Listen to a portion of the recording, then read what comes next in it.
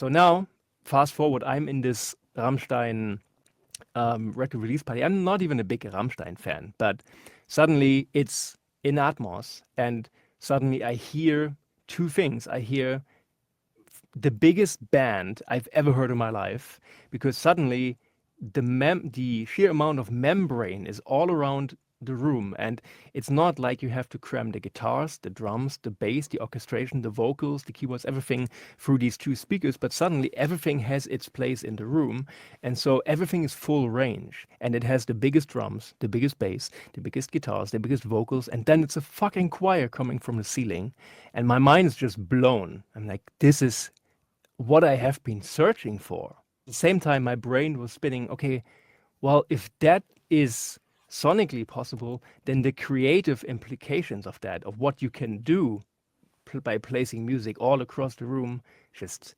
pew. Then from that experience, I went into making Changeling. And from the get-go, I was convinced that I needed to write and produce this album for spatial audio. Okay. So basically, the stereo version is a watered down thing of what I wrote. And then I found this absolute madman of a dude whose name is Eric. And turns out he was also assistant engineer on that Rammstein album. Oh, Um, Oh, and wow.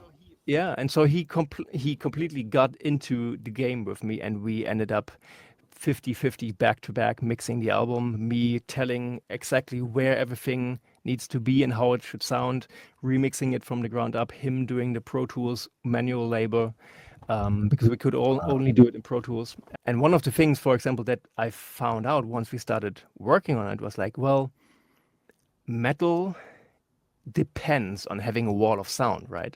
And if you have guitars, you want a wall of guitars. That's why everything is, in double tracked in stereo. And on Changeling, I didn't use quad tracking. Wouldn't have made sense to me, right? And so that, but I did have all these layers of different guitars and different reamp versions. And so I was convinced that that would be enough. Well, turns out it wasn't. And now I had to go back and learn the entire album again and re-record two additional rhythm guitars for the entire album, 60 minutes of music jeez. for the Atmos version, so that I have true quad tracking for the rhythm guitars so that they live in four different speakers, because otherwise it turns out you can't really get you can't go from the wall of sound to the room of sound. Oh, that's so cool. So Yeah. will it be available like on Apple Music and stuff? Yeah. Or like, yeah, It okay. will be available on Apple Music, a couple of other providers as well. I think Tidal is definitely doing Mhm. spatial audio. I'm not sure about Amazon, but most definitely Apple Music. Spotify doesn't yet offer Mhm. it, but I Mhm. hear that that's going to be happening in the future.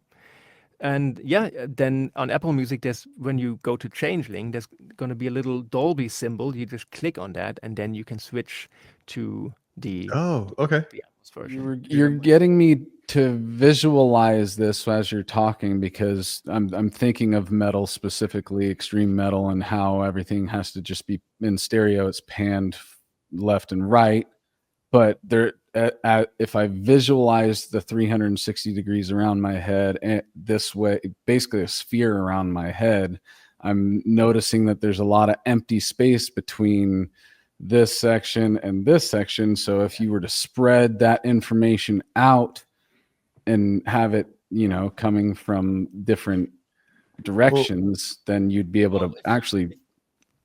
If you want to, I can give you a few spoilers of how Changeling works, and maybe other people will find even better solutions coming from that. But it's like, so we have these four guitars, one, two, three, four.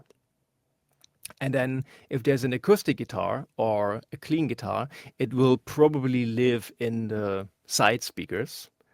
And then, for example, the main vocals are kind of panned a little bit inward. They're like in the room in front of you. So they're coming from multiple sources, also from above. So they're like a little bit elevated.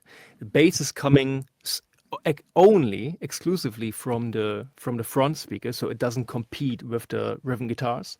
And then choirs and backing vocals and airy things like that live in the ceiling speakers, and then the backing vocals on Changeling, we have these demonic backing vocals done by my friend Alex, who's like doing all these pitched scream things. So it's like flow in front of you, and then Alex screaming at you from the sides when that happens. So that's just a really rough overview, and then the drums, they're kind of like spread across the room. So it's not like you're sitting exclusively in the drummer seat, which I would have loved to try, but it wasn't technically possible with the material. So that's definitely like something to look into for next time. So the listening session next week is going to be in a very, very good Atmos studio, because we are sponsored by Genelec, the speaker company from Finland. So that's awesome. Cool. But the higher you scale up in a big movie theater, obviously the more powerful it is. And the more the things, that's the funny thing about it that I realized, the more you spread it out over these different speakers, the more transparent it gets. Yeah. Mm-hmm.